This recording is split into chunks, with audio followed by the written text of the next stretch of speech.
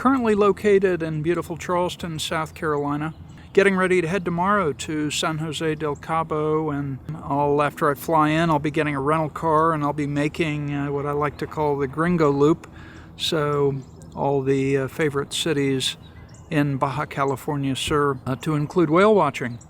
And when I was thinking about this trip and really what I wanted to achieve with it, certainly one of the main topics is authentic experiences and to explore the beauty of Baja California Sur and some of the people and culture and certainly some of the food. So really looking forward to that. And as I have been thinking about and planning and getting ready for this trip, one of the topics that keeps coming up in my mind is kind of the conflict between the natural beauty of a lot of these places combined with the growth that's happening, the influx of expats and other people that are seeking to destroy a lot of that natural beauty, and how do these places try to balance those things. So that's really a theme that I really want to explore in a lot of these different places. So that's one of my main objectives. Of course, I'll be going down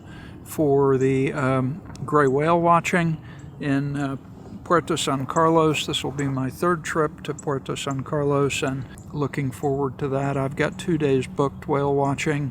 Weather looks a little bit brisk, so fairly windy down there next week, so we'll keep an eye on that, and fingers crossed that things turn out fairly well. So those are kind of some of my objectives, and I have reached out to a couple of different people on some different forums about suggestions of what I should be doing, and I've gotten some really good hints, and I've got some things lined up that are going to be special.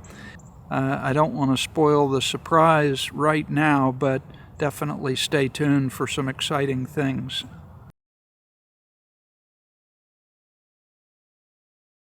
The other thing I want to talk about a little bit is some of the camera gear that I'll be taking with me. So I am bringing my Sony A7 Mark IV mirrorless camera with complement of lenses. So for vlogging, I use the Sony 20mm f1.8. That's what I've got on right now.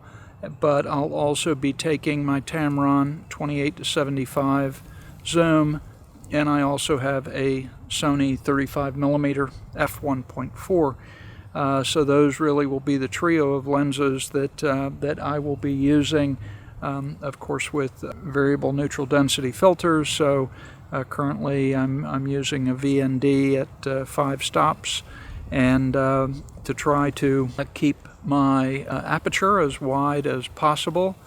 So the other thing I've been doing is really working hard on my in-camera settings and also my post-processing to try to come up with the best picture possible, at least to my eye.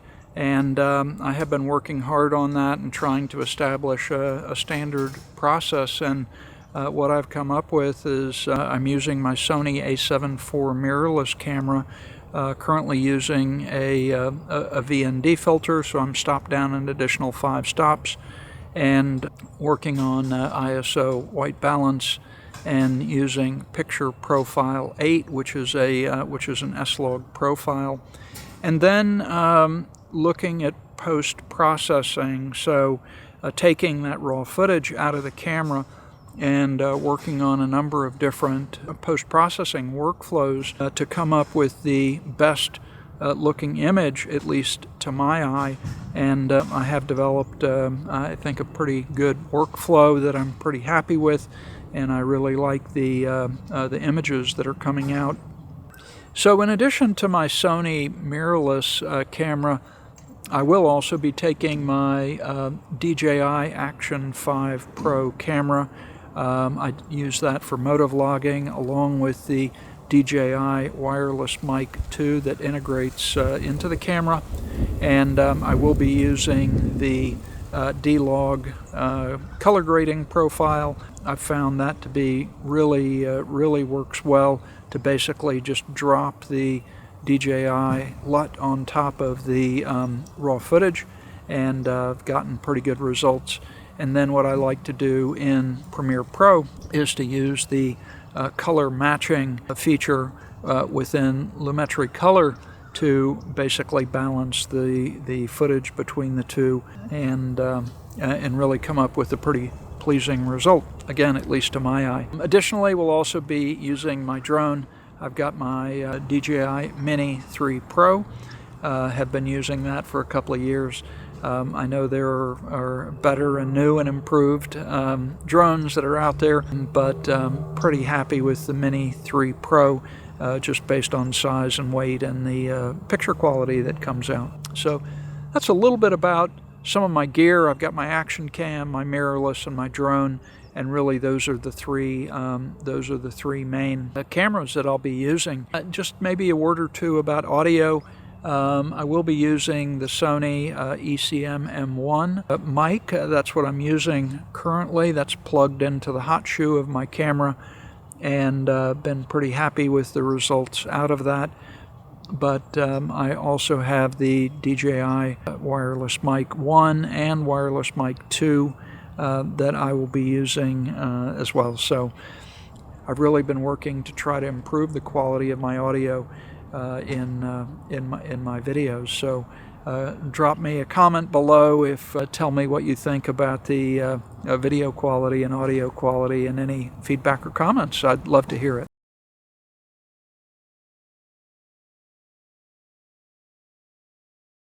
The other thing I've been doing is really working hard in post-processing, taking the video footage that I've recorded in the S-Log format and working with different LUTs to come up with the best final result.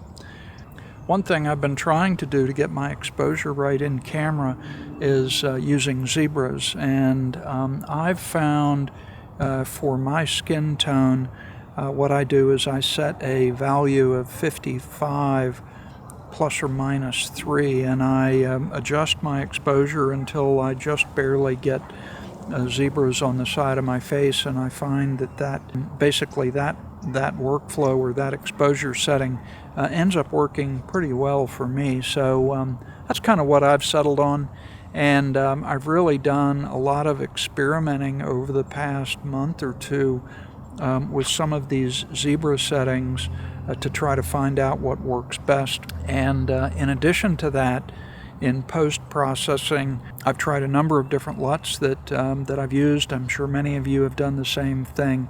And what I've found that looks best to my eye anyway is using the Leeming LUTs.